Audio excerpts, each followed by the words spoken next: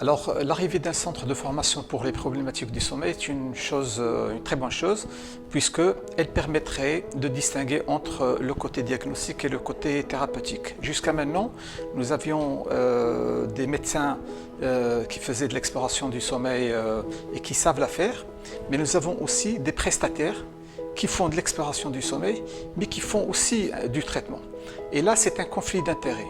Donc, le fait que PSAS puisse s'installer et qu'elle ne fasse que du diagnostic, de la polygraphie ventilatoire, de la polysonographie selon les critères internationaux et qu'elle ne s'occupe pas de traitement est une bonne chose parce qu'elle ne va pas avoir besoin, elle ne va pas avoir intérêt à en même temps indiquer un traitement. Elle va être neutre sur le plan du diagnostic et sur le plan de la prise en charge au moment du diagnostic et rien que le diagnostic. Alors, quel regard du psychiatre sur le Sleep Learning Center? Écoutez, c'est très simple. On va pouvoir travailler dans toute multidisciplinarité par rapport aux troubles du sommeil, associés ou non aux apnées, parce qu'on a tendance un peu à travailler en tant que professionnel du sommeil, chacun un peu dans son coin. D'où le but d'ailleurs de la licence de la fédération. Et aujourd'hui, c'est un enrichissement.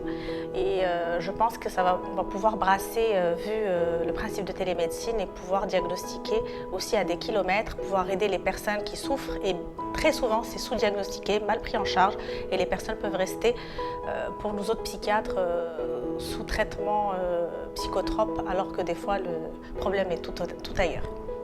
Alors, le Sleep Learning Center a une approche qui, à mon sens, est extrêmement innovante. Tout d'abord parce qu'il veut intégrer les nouvelles technologies de l'information à une formation extrêmement pratique pour les professionnels de santé, qu'ils soient des médecins généraux, des médecins spécialistes, même des formations pour les professionnels paramédicaux, dans l'objectif de rendre service aux patients. Et c'est ça, à mon sens, l'approche qui est innovante, c'est que non seulement on va utiliser la technologie existante, donc des équipements, la technologie via l'outil numérique et avec des formations extrêmement pratiques.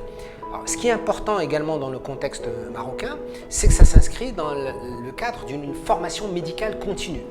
Alors, la formation médicale continue, ce qu'on appelle le développement des compétences professionnelles, ne nécessite pas des formations académiques ou des formations classiques qui sont diplômantes. Et je trouve que l'approche du Sleep Learning Center, qui est une approche qui intègre aussi bien la haute technologie que d'une approche de pratique, est une approche qui vise à donner des outils, qu'ils soient des outils pratiques, des outils technologiques ou des outils numériques, aux professionnels de santé pour prendre en charge de façon la plus optimale les patients.